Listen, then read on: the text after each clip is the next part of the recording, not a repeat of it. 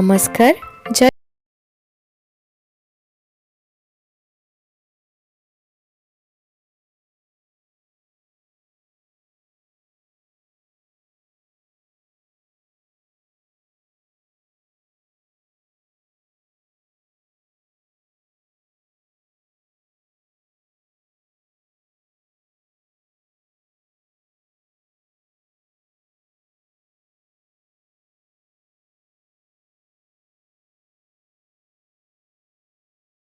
Market building ଆଉ market ବିଲ୍ଡିଂରେ ଦେଖନ୍ତୁ ତାକୁ ଭିଡ଼ିଓରେ ଆଣୁଛି ଟିକେ ସେ ମୁଁ ଲୁଚଉଛି ବହୁତ ଦିନ ହେଲାଣି ବ୍ଲଗିଂରେ ବି ସେ ଆସିନି ନା। ଆଉ ମାର୍କେଟ ବିଲ୍ଡିଂରେ ତ ଆପଣମାନେ ଜାଣିଥିବେ କୁର୍ତ୍ତୀ ଆଉ ଜୋତା ବହୁତ ଶସ୍ତାରେ ମିଳେ।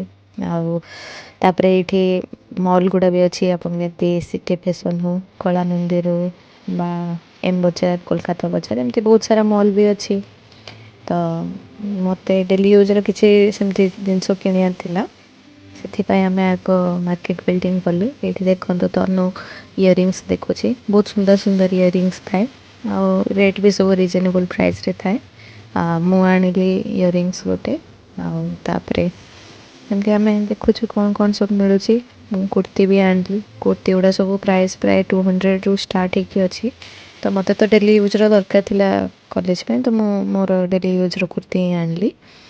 ଆଉ ଏଇଠି ଦେଖନ୍ତୁ ବହୁତ ମାନେ ଯେମିତି ମୁଁ କହିଲି ସବୁ ମଲ୍ ଅଛି, ବୟନିକା, ଆପଣ ସିଟି ଷ୍ଟାଇଲ୍, ଆଉ କୋଲକାତା ବଜାର, ଆଉ ଆପଣଙ୍କର କଳା ମନ୍ଦିର। ତ ଆପଣଙ୍କୁ ଯଦି ମାର୍କେଟ ବିଲ୍ଡିଂ ତ ପ୍ରାୟ ସମସ୍ତେ ଯାଆନ୍ତି, ଜାଣିଥିବେ। ଯଦି କେବେ ଯାଇନାହାନ୍ତି ତାହେଲେ ନିଶ୍ଚୟ ଯାଇକି ବୁଲିକି ଆସନ୍ତୁ ଯେବେ ଭୁବନେଶ୍ୱର ଯାଉଛନ୍ତି। ଆଉ ଭଲ ଲାଗିବ ଆପଣଙ୍କୁ ଯାଇକି ବୁଲିକି ଆସନ୍ତୁ।